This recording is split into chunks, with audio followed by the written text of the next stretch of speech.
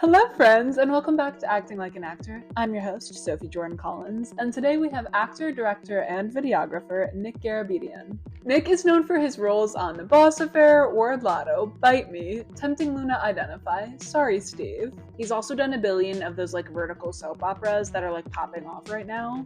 We talk about how Nick started booking literally the minute he graduated, and we also talk about intimacy scenes. If you're curious about those vertical soap operas with a fat budget, this episode is for you. If you want legit info on how to book, this episode is for you.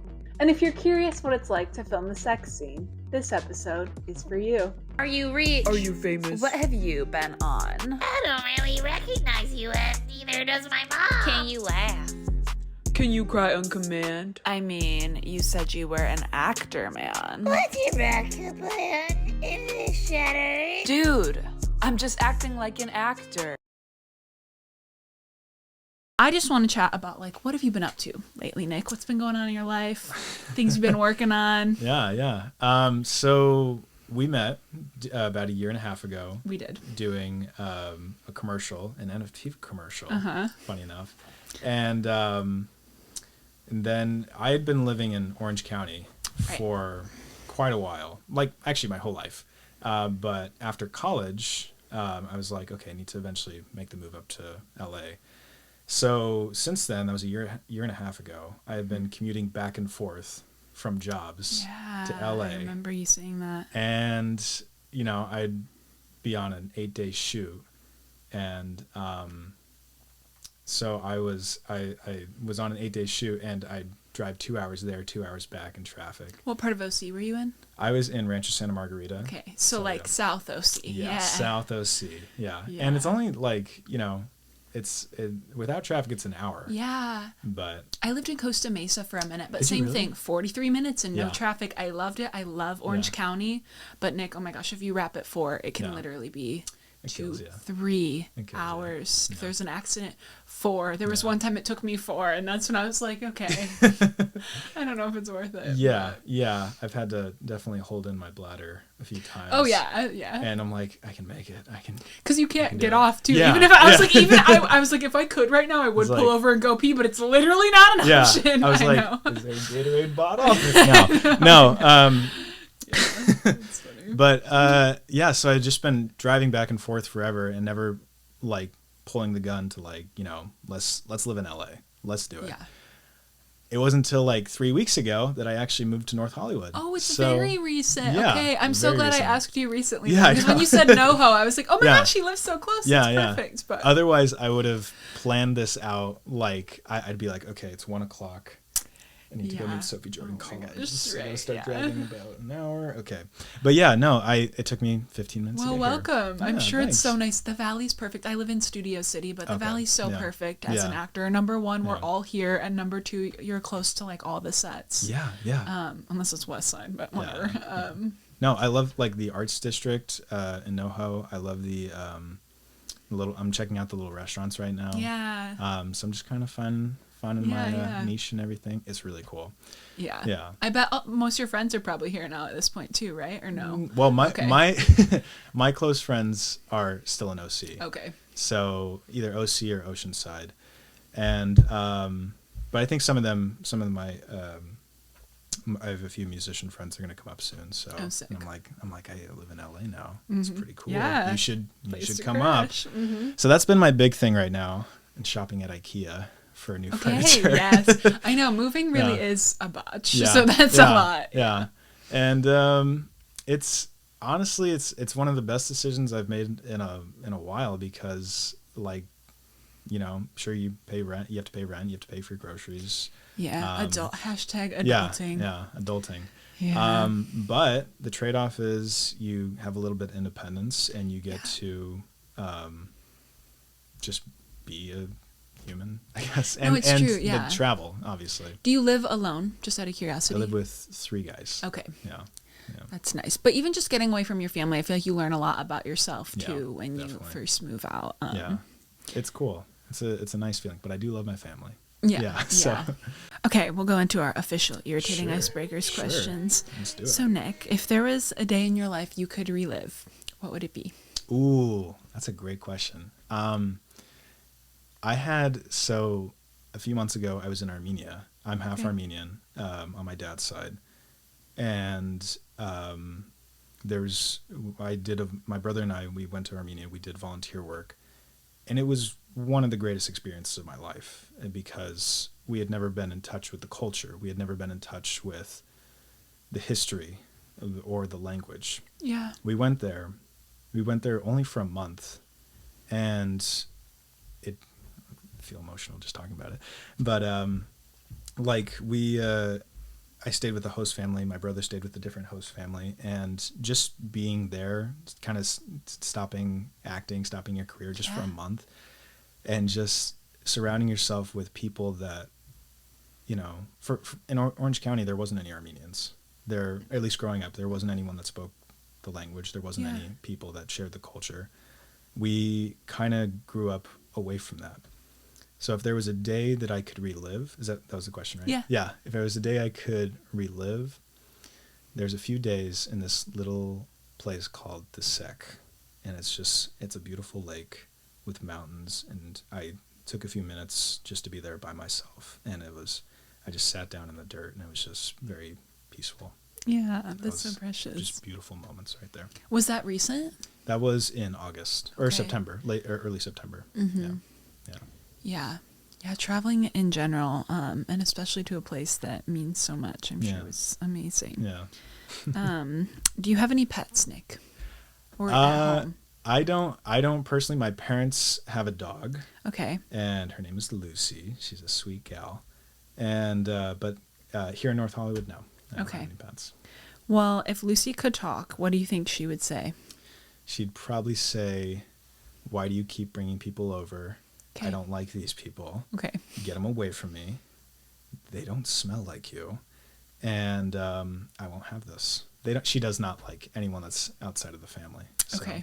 Yeah. She's very protective. Yeah, she likes her people. Yeah. Okay, so I know I was asking you a little bit about writing, but I know you also went to college and studied theater. Can you tell us a little bit about that and what your experience was there? Yeah, so I originally started out at a community college. Shout out to Saddleback College. And I did I just studied theater there and started off with just the first semester was just theater games, kind of get you into the rhythm of acting. Through it. Yeah. And then it's scene study, then Meisner, then it's Shakespeare. And I wish, my regret is I didn't take it as seriously when I did it in community college.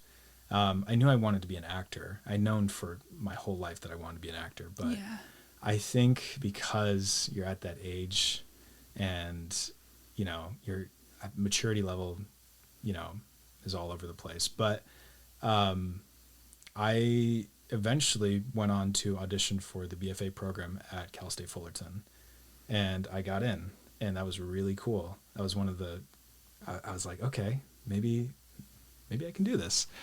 And then I went to Cal State Fullerton during Zoom, or COVID. Yeah. And first year really was all over Zoom, except for one class, which was my acting class, my main acting class. And it was very tough. You'd been working so hard to get to a university, and then you're there and there's no one on campus.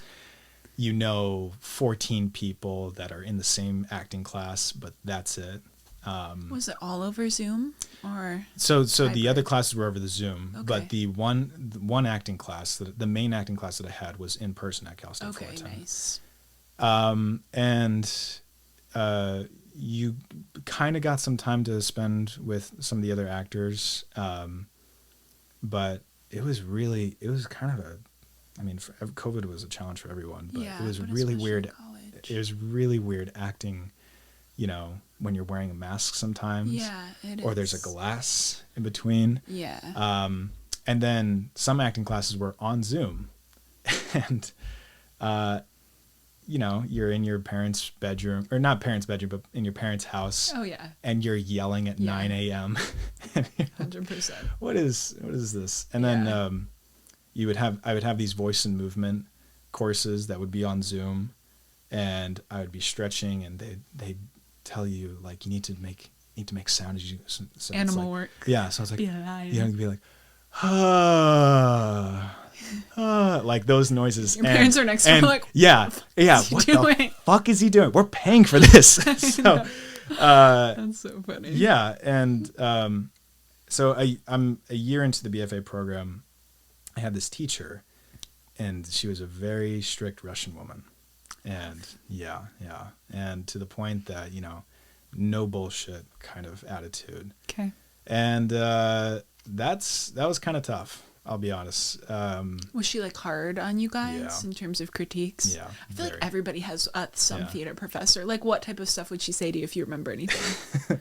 What the fuck are you doing? Oh, okay. Nice. You'll never be a fucking actor, you fucking idiot. Like that kind of stuff. Okay. And after a while you're like, this is hard. At first it was like kind of funny because like someone's yelling at you.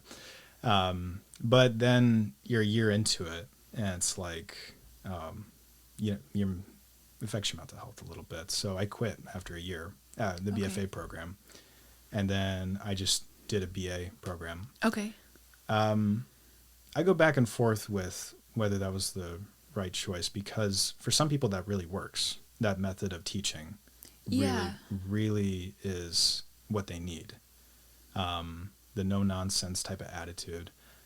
For me, it just felt a little too much. But I know actors that stayed in the program and are really good. Yeah. Like they're some of my favorite actors ever, because they just do really good work. But yeah, I if I didn't do that, I wouldn't have been able to take that writing course and have that as well. So yeah, I mean, I have no regrets about it. I really. Would you have graduated the same timeline and stuff if you stuck with that program? Yeah. Okay. So it would have been a 2-year. The BFA program would have been a 2-year program. I stayed in it for a year and then spent the next year just finishing the courses to get a BA. I see. Mm-hmm. Yeah, but it was worth it, because once I left, I devoted time to getting a backstage account, actors access, and like actually working, doing the business side of things. Which, same as you, I went to I've dropped out, but I started off going to college for theater. Yeah. But when I actually dropped out for a similar reason you left that program. I had a professor who, she was really hard on me too. Like I quite literally left class. I had one class where I like cried in front of the entire class. And ours was a hybrid as well, because I graduated high school in 2020, started college that year. It was all online, super weird. Yeah. We were doing the acting thing, but I dropped out after a year. But that allowed me to get on all the casting sites and start like working as an actor and figuring out the business side of things. And then now I feel like I'm ahead. I'm 22 now, so I'd be graduating this year. But at this point, I've had 2 years of on-set experience, meeting people, connecting, taking classes in LA, which are amazing. So I have no regrets. Like it all works out as it's meant to. But do you still talk to the people that were in that program? Or? I have a couple friends, that still went to class. Yeah, and that program did work out for some of them. But I have mixed feelings about acting theater programs too, because I think a lot of them, even the teachers, I'm like, you haven't been a working actor, but you're teaching theater class. And I'm like, even with some of the LA coaches, and like controversial opinion here, but I'm like, who are you to be teaching acting? Like not to be an a-hole, but like all you did was go to school for acting. I want to be learning from working actors. So I'm a huge believer in classes and workshops and learning, but I want to be learning from the people that are doing the stuff I want to be doing. I don't want to just be learning from somebody who went to this college and then is teaching me again, you know? Sometimes you see the words Juilliard or Yale or these big fancy colleges under their name, and you're like, well, they must know. But no, it's I've agreed. The working actor, I feel like, would bring me more. Yeah. Bring more teaching. I like too what you mentioned about like, you were like, that might work for some people, and I do agree, but it's like you have to know yourself. Yeah. And same as you, that doesn't work for me. All that does is like tick me off and make me feel sad. It doesn't help my acting ability at all. Maybe it's a little bit of a kick in the pants, like, well, I'll show you I can be an actor the first time, but if you keep doing it at that point, no, all it does is affect my mental health and make me sad. You make me hate what I love. And there was kind of like, once I left, I was like, well, fuck you, I'm gonna I'm gonna show you what I can do. And that's when I like launched into getting those websites. Yeah. Finding an agent as soon as possible. Yeah. And I had a lot less courses once I was in the BA program. Okay. So I was able to devote more time into the business stuff. Yeah. And I just was like, let's go. Let's do it. When we did our commercial a year and a half ago, were you still in college or had you just graduated? When did you graduate? Okay. Yeah. So that was 2022. Right. Yeah. Okay. So I graduated June of 2022, and then we did ours in September 2022. So 4 months. Okay, cool. Between, yeah, so it was one of your first things. Yeah. Okay, which that leads me into, Nick, Sure. do you want to tell us kind of how you started like booking work and what things looked like logistically after you left college and started pursuing the business side of things? Yeah. So I just did what I thought was going to be the right move, which was, you got to get your headshots. My headshots that were outdated at that point. Yeah. You know what's interesting is like it takes investment.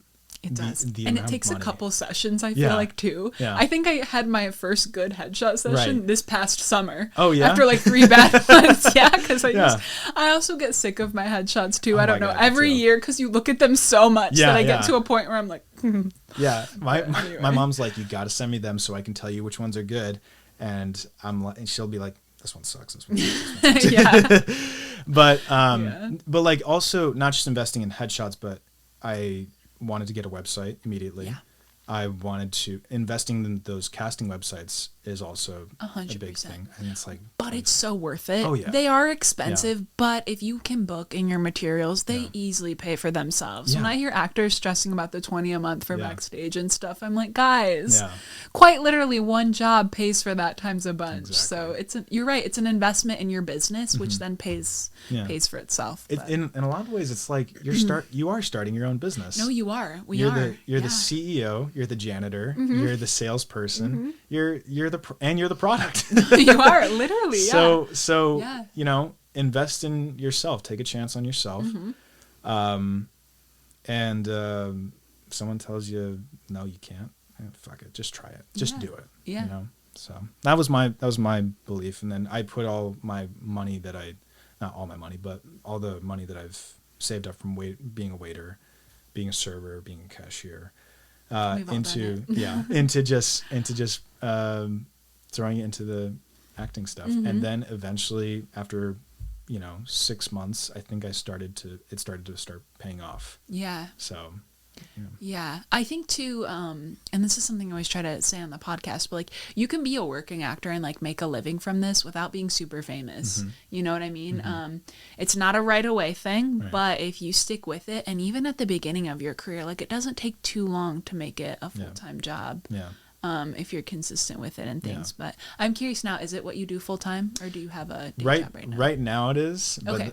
that can literally change at Oh, any absolutely. point. For any of us. Yeah, that's the Yeah. thing too. Yeah. Absolutely. So I feel very fortunate about that, but I'm always like okay, if, whatever happens in the next few months, if nothing goes well, I think there's a restaurant down the street I could No, go of course, to. which is kind of like Yeah. the nice thing I feel like Yeah. about being in it. It's like there's always another day job. You know what I mean? Like they Yeah. come and they go. That's always what I tell actors when they're like Right. stressing about it. I'm like, sometimes maybe take the gig and leave the job. Like there's another Yeah. restaurant. It's LA. Come Yeah. on, it's Yeah. okay. And then Okay, sometimes let's you got to figure it take the gig you're not so sure about because they got this, they've thrown some money in there. Yeah. And that's happened a few times where I'm like, oh, I don't know about this Yeah. new one, but if I want to stay a freelance actor, Yeah. all right, I'll just do it. And it's funny you say that too. I feel like a lot of us get to that point where like, oh, I don't know if I should take this because it's like you have a couple gigs that pay really well. Right. I don't know if this has Yeah, happened to you, but yeah. it's like I feel like that happened to me after I had like one of my first really big paying gigs. Yeah. You get this kind of like, Yeah. oh, so this is what I should be Yeah. paid, and it's like yes, but also no. Yeah, It's so yeah. weird at this point in our career where it's like you get paid $2,000 Mm-hmm. for this same thing that they'll try to pay you $200 for in like another commercial. You know what I mean? Yeah. So it's wild. You kind of have to play the game. But Yeah. you're right. Sometimes taking those lower budget things then ends up leading to something higher budget. Like Yeah. that producer might, a lot of the time it depends on the client too. Mm-hmm. So it's like this producer might end up getting a bigger client on the next thing and you get more money. Yeah. But And I have this saying that everything's an audition. Like showing up to set on time, that's like an audition.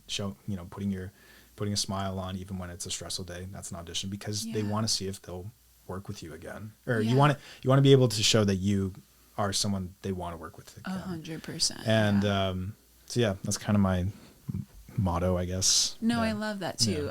Because yes, as us actors, we all are like looking for the next thing, but so is everybody else on set. You're right. The crew and everybody like that. You never know who somebody's gonna be. So you want to be on your best behavior. Also, like, you want to make sure you're doing that stuff now because like when you get to those bigger gigs, you already want to have these like good habits in place. You know what I mean? So it's like it's already going to be a habit for you to like smile and like be lovely to work with. Like you already have had that as opposed to having to force it. But okay, let's talk a little bit about, because I stalked your website and I watched all your reel clips, which are beautiful, by the way. You know what I was very intrigued by? Arlo's Clubhouse, the blue like knockoff Blue's Clues. Can you talk to us a little bit about that project? I'll insert a video right now so they see what I'm talking about. But I did. That was one of the first like projects I worked on. Yeah. So like that was. So I was still in college when I did that, and that was at San Diego State University. Okay. And that was, oh my gosh, probably about May or so, April or May, and I just auditioned for it on Backstage. It was a Steve from Blue's Clues type of ripoff, not ripoff, but like inspired. And like they wanted the premise to be that the guy hated kids. Like he was not a fan of kids, and but he runs a kids show. Yeah. And then he has this kind of arc with this one kid because he's stuck in an elevator with her and has like this trauma bond. And it was really sweet. And the actress, the kid actress that I worked with was also very cool and very generous. And that was like one of the first. Oh, that's that was fun. One of the first films. Okay, cool. Was it like a student film? Then? Yeah. Wow, it looks great. Yeah, it was a student's film, and he did a great job. Miguel Vega, I think. Shout out to you, Miguel. Okay, I know we talked a little bit about acting in college and stuff like that, but I'm curious for you because I know you said you always wanted to be an actor. Is there one specific moment in your mind you remember wanting to act? And then also, were you pursuing it as a kid? Like, were you doing theater and whatnot as a child, or what did that look like? So I knew I wanted to be an actor since I was 6. I would just be watching. My parents would leave the room and have like HBO shows on, and do you know West Wing? Yeah. So I have this like images of the show West Wing, and the theme song was stuck in my head, or like Curb Your Enthusiasm at the time was just on. I love Aaron Sorkin. Oh my gosh. Okay, we can talk about that another time. But like they'd be watching these very dramatic, serious shows, and I just loved hearing them. And but my first like show, I guess I did High School Musical. Like for theater, obviously, and I played Ryan. And really? I was 8 years old. Okay. And my microphone fell out of my back pocket in front of 400 people, and that was cool. That's so fun. But I don't think there's really a moment where I was like, I want to be an actor. I just remember I loved watching people on TV, and I was just like, this is so cool. So even in high school and stuff, if people would ask you like, what are you doing after high school, you'd be like, I'm gonna be an actor. I secretly told people that. I was like, I'll try, maybe start a business or something. I don't know. I felt like as an actor. Yeah. But like, I feel like when you're in high school, telling people you want to be an actor. No, it's very like, even like, to this day, it gives me anxiety for anybody like thinking about, you know what I would always do? I'd be like, I want to work in film. Yeah, that's good. Yeah. Which I'm like, I am working in film. That's honestly smart. And then people would be like, well, what are you going to study as your major? I'm like, theater. But you get older, and then people do other types of careers, and you realize acting is so cool. It is. And such a like sustainable career too. You'll probably be an actor and a million other things, but it is sustainable. Even on the hardest days as an actor, you're still like, okay, this is like you're on a set and it's like 14 hours. Yeah. And you're like, okay, this is still pretty cool. No, it is. I know. And you have to come back to that love, because you're right. Things can get stressful and worrisome sometimes. But I know, I just constantly remind myself. Yeah. Like, Yeah. I think of like working at a desk all day and I'm like, okay, this is fine. Yeah. This is fine. Okay, so speaking of being an actor and a million other things, I know you also like direct and are a videographer according to your Instagram bio. Can you chat with us a little bit about that? I know you directed your first project last year, correct? Yeah, that was just a scene for a friend. Okay. But yeah, I'm hoping to direct more projects this year. Yeah. I've written 2 projects that I said like 2024 I'm going to make at least 2 projects. You already did it. We already wrote them. Well, I've written them. I need to film them now. Okay. And I have one of them. I like know the cast. I know who I want to work on, or who I want to have work on this, and the other one will probably be later. But I just know that this is the goal, to direct people, and to make the projects I feel passionate about. Yeah. Even if it's like, even if it's like doesn't go anywhere, just to say that I have it is just so cool. There's something so fulfilling about that too, especially as an actor, because we're constantly like trying to get onto other people's projects, trying to like strive for other people, So it's like to create something that's your own, right, and to be in control, it's your and baby. have your vision come to life. And it's so fulfilling. So that's super cool. Can I ask, are they features? Are they what we talked about earlier? If you want to dive into that. No, no. These are shorts. Okay. These are short films. Oh, short films. Okay, cool. One of them is called Troll Boy, in which I play a goblin troll-like creature, and I crawl around on the ground, and I try to touch people's feet. Beautiful. And he wants gold. Okay. And this is a character I came up with after a night of heavy drinking, and tried to wake up my friends in the morning, and I was just delusional. Yes. So I was like touching their feet. Yeah, I was like Tarantino. Do you have any gold for me? Love it. Yeah, and it's a whole character that I wrote a script around, and we'll see where that goes. I can't wait to check your website out in a year and see that, my friend. I can't believe I just talked about Troll Boy on my first podcast, by the way. This is my first. Oh, that's exciting. Thank you. I know it's been a lot of actors I've had on their first podcast, but I'm like, this is good because it's I feel like a casual place to talk about yourself. Because you know how a lot of the time as an actor, I feel like we want to be actors, but then you start having to do like press and things like that. And it's good to, you have practice before. Yeah. Instead of just practicing in a mirror or like, when you're driving, interviewing yourself. This isn't too vulnerable, but it's a little more vulnerable. Yeah. I know it's funny you say that. We all do that. Even if you say you don't, I know you've practiced your So Nick, interviews how'd you deal with that scene? Well, I'll tell you. Yeah, exactly. Right. I'm so glad you asked. Yeah. Okay, what is the hardest part of this business for you? Lately, I guess it's a kind of a good thing. It's been scheduling conflicts.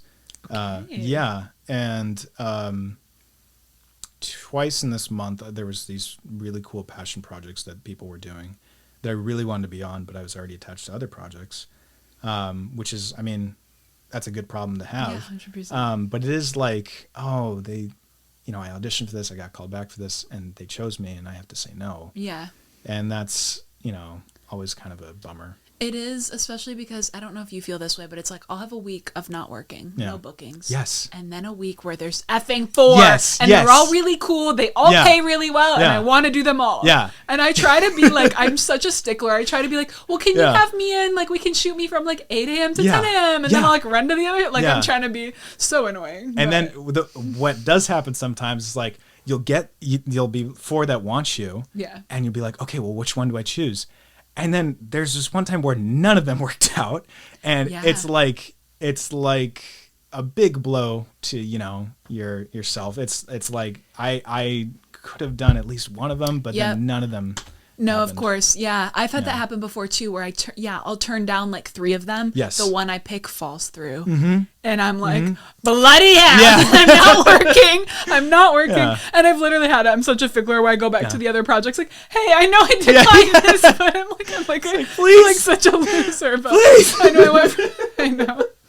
It's the reality of this business. Yeah. Yeah. I like your REI socks, by the way. Thank you. I love REI. I love REI. Shout out to REI. I know. Great Please business. sponsor this podcast. We'll take free merch. Any backpacks you can give. Yeah, absolutely. They have the also best Smart gear. Water. Yeah. Delicious. I feel smarter already. Mm-hmm. It's why our conversation's been so good. It's the been smart so water. riveting. Mm-hmm. Okay, so what is the best part of this business for you? The people. Okay. Yeah, meeting new actors, meeting.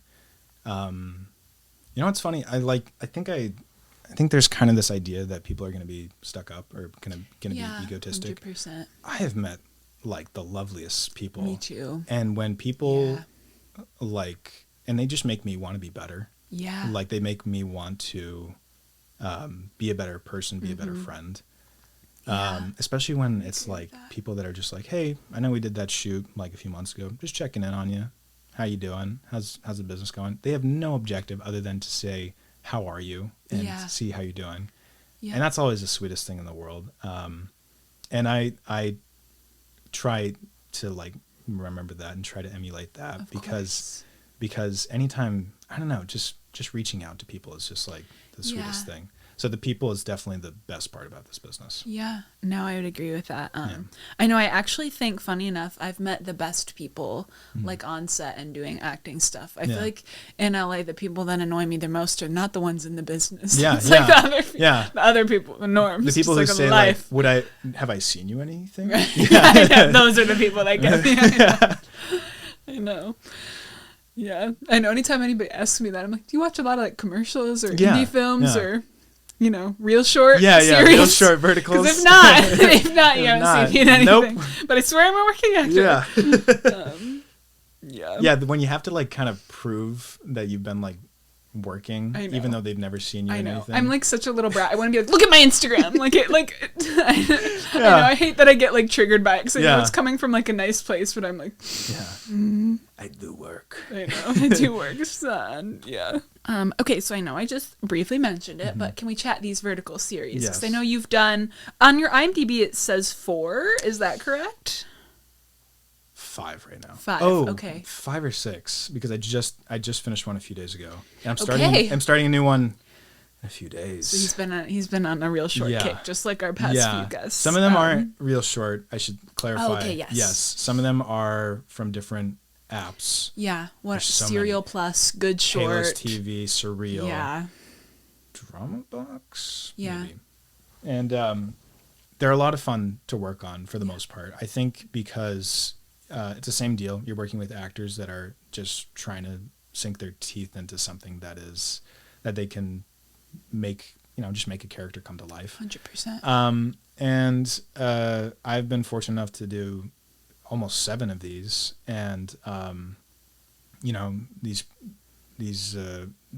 melodramas. They're kind of these soap opera type. Yeah. So there's one where I just like was in a coma for a whole day. Okay. And then I come in later in the story, and I am like the brother of the groom, and I say thank you for saving my life, and that was literally it. Love it.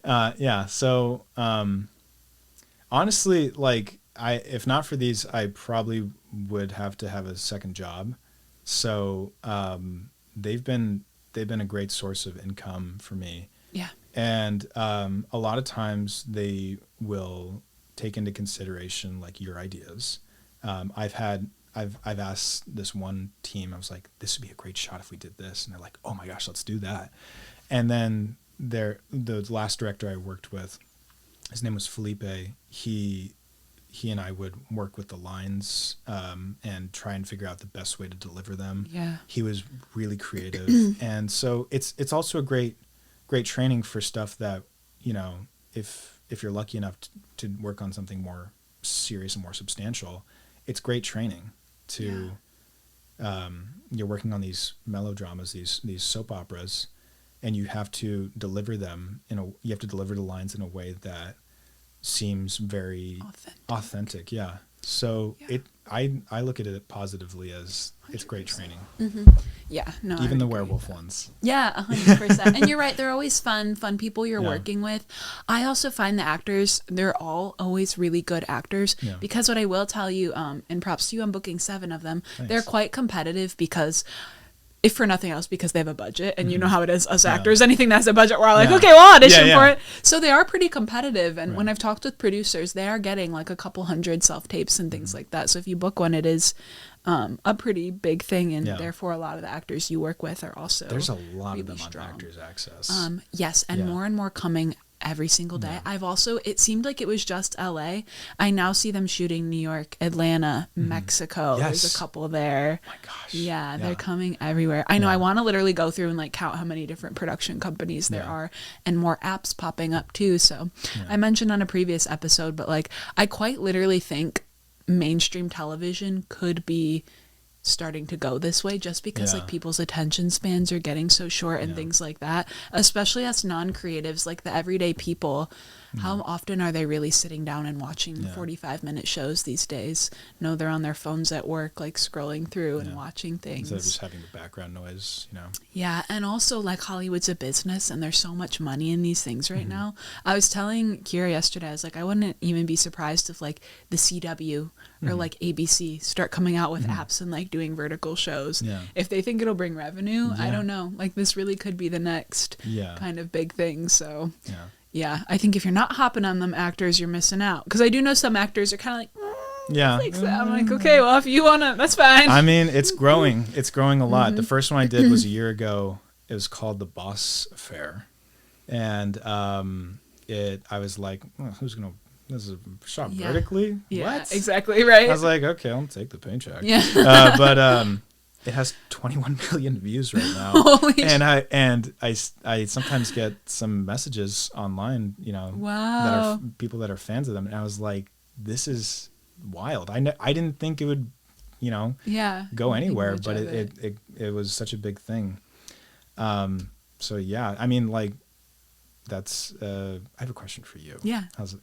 Can I ask? Yeah. Okay. Absolutely not. Because I was like, so some of these vertical series have a lot of intimacy stuff. Yeah. How do you go about those? Yeah, I think I mean, they're usually shot pretty like tastefully, but I mean, I'm not gonna lie, they're always awkward, but like I'm fine to do it as long as there's no actual nudity, but it is really awkward. And I think if you have a good actor you're paired with, as long as y'all like chat about it and can like dick around about it offset, it's fine. But for me, they've all been really chill and really comfortable. They've just had some shots like where you can see my back and like things like that, but I think they're really awkward. And I know they don't have an intimacy coordinator. Have they had an intimacy coordinator in the ones you've done? The past two I did. Okay. I've done one with one, but I've also done two without. And then do the intimacy scenes, how does that affect your personal life in any way? Like no, it hasn't. No. When I had a boyfriend, he would always like to know. And things like that, and it would I think he would pretend it didn't bother him, but I think it might have, but equally it's my job, so I haven't found that it affected my personal life too much. But I'm curious for you, if you don't mind me asking. Well, it's more like the last one I did, we had an intimate scene every day. Okay. Really?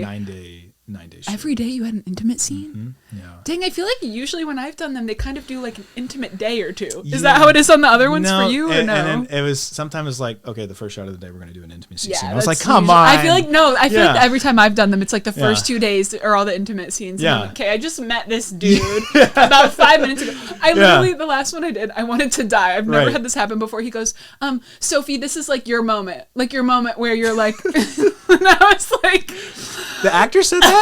No, the director. Oh, the director. Okay. I was like, so you want me to fake orgasm on camera? And the crew started dying, and they was like, yeah, that's exactly what I want.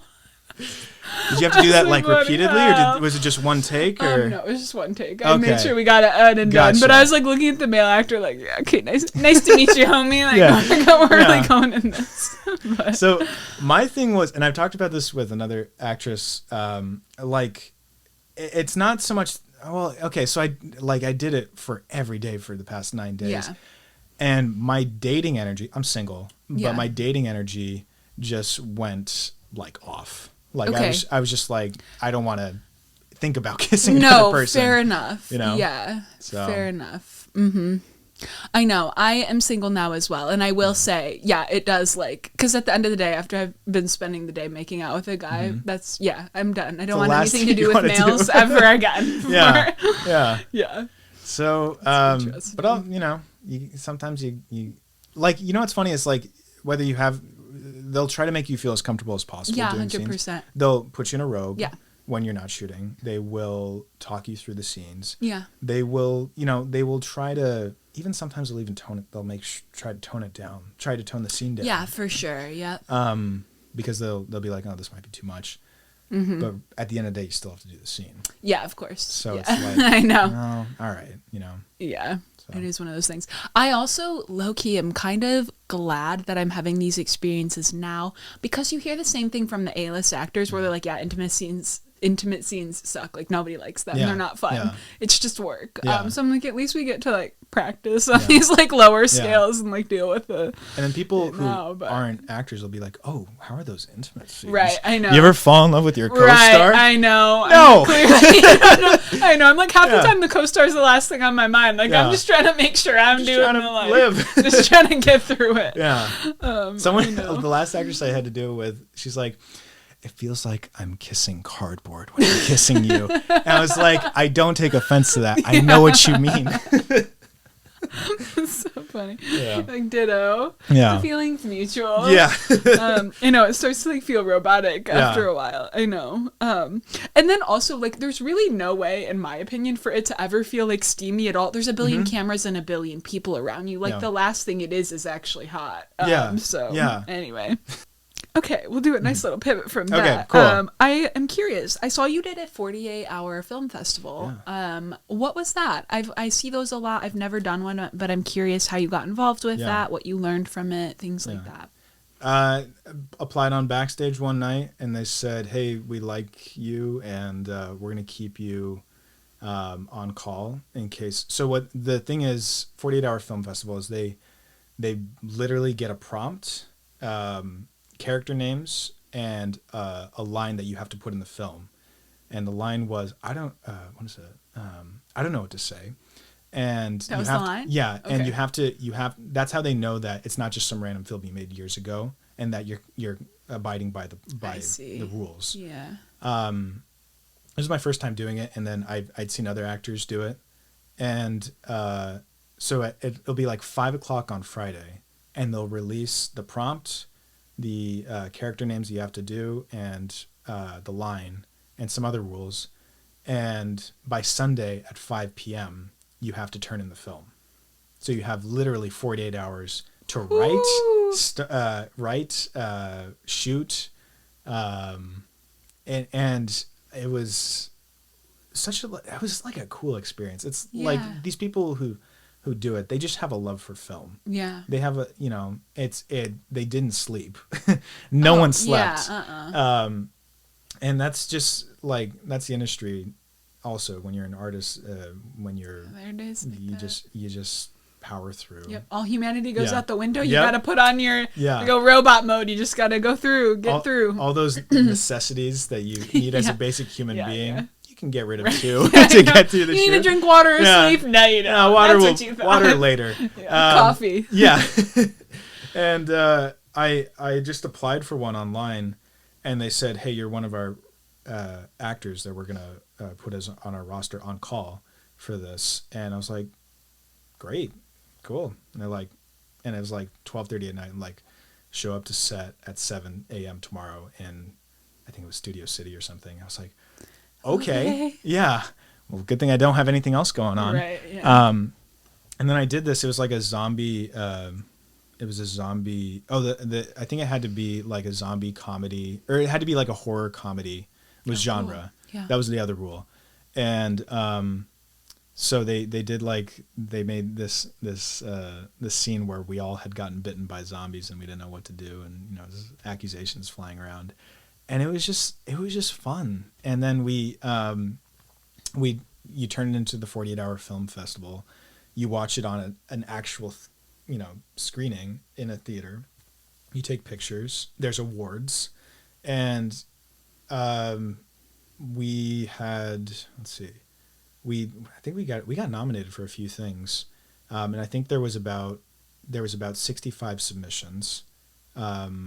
52 had made it to the actual screenings.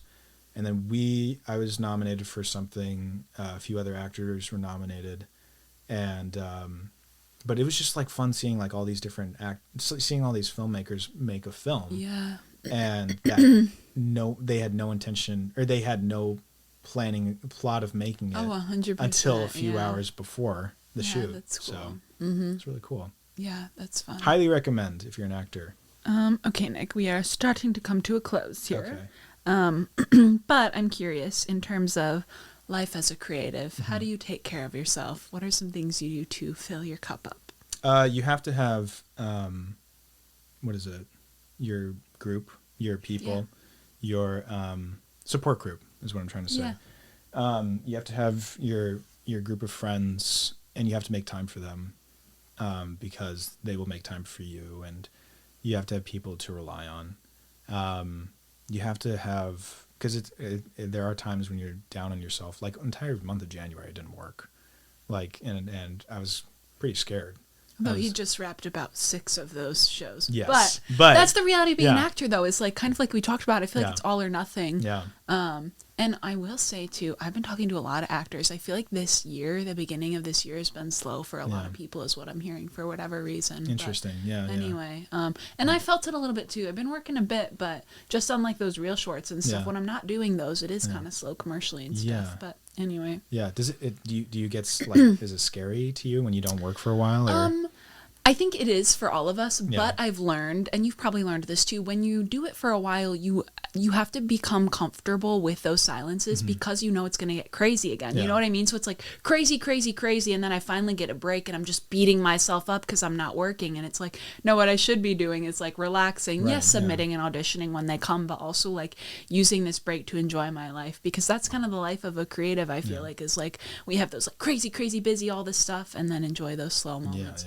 Work on your own projects, enjoy them. Easier said than done, of course, but that's what I try to do, is just like stay busy and actually make time to like live my life when I can. How about you? How do you spend your slow periods? I mean, I just apply like a madman. No, I know. Me too. Yeah, I for sure. But, I start going on Craigslist, Los Angeles talent gigs, like Facebook groups, and that's when you know it's getting bad, is when I start submitting in those places. And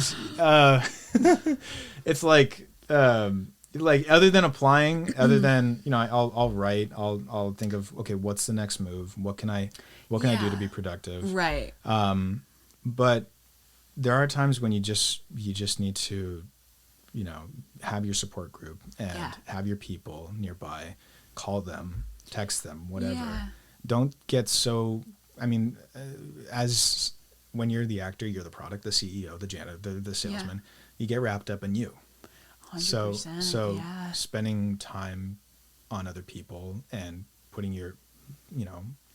effort into the relationships that you have brings you fulfillment. So when you're not working, if you can focus on other people, because when you are working, there's 12-hour days. 100%. You know. Okay, so we always end off with a fast frisky 5, which is 5 rapid fire questions that require a lot of thought. Okay. Are you ready? Wait, so like, do I have to think about them right after you? It's supposed to be rapid, Okay. But usually what ends up happening is I say the question and then people are like, Let's go. It takes a minute, but we'll see. We can try. We'll edit it out if needed. Favorite quote? I know, right? From a movie or from anything, or just anything. You gotta go fast. Someone said that. I don't know who said Someone said that. Okay. Yeah. All right. Yeah. What is something in Los Angeles? This is usually the question. Something in Los Angeles that you love that maybe not a lot of people know about, but I know you're an OC boy, so it could even be something in OC that you love that you feel like not a lot of people know about. Korean spas. Oh my gosh. Yes. So in Orange County, there's this thing called iSpa, and it's a spa where you pay like $30, and sometimes you do have to be naked around. Is it like hot tubs where you go in naked basically? Yep. It's like We Spa. Yes, we spa, similar to that. Yeah. But this is a big thing. They have them in Japan too, like onsens, where you just like go in and spend the day, and you just naked hot tubs with a bunch of You'll see a like bunch character of building and fun. Yeah, male genitalia. It's really character building for men, especially I think to do. And they're not always the cleanest, but you'll feel relaxed at the end. Okay, I spa. That one's probably cleaner than we spa. Oh yeah, you're making that face. See, that's my thing. Because I lived in Tokyo for 3 months, so I'd go to like those types of things all the time. They're called onsens there. Yeah. And I loved them, but then I went to We Spot in Los Angeles, and I was like, okay, no, this is not the same as. Wasn't the vibe? No, it wasn't the vibe. Yeah. Everything's much cleaner. Every time I tell someone like you got to go to a Korean spa, they're like, well, what do you? I don't want to be naked in front of other people. No, but it's character building, and it's fun, and it's relaxing, and it's builds good. Confidence, It does. Yeah. Mm-hmm. I know. I recall when I went to my first one in Tokyo, I was like, I did not think I was going to be sitting in a tub of warm water with a bunch of naked women on this Thursday night, but here I am. Here you are. And it's character building. So anyway, favorite line in a movie or show?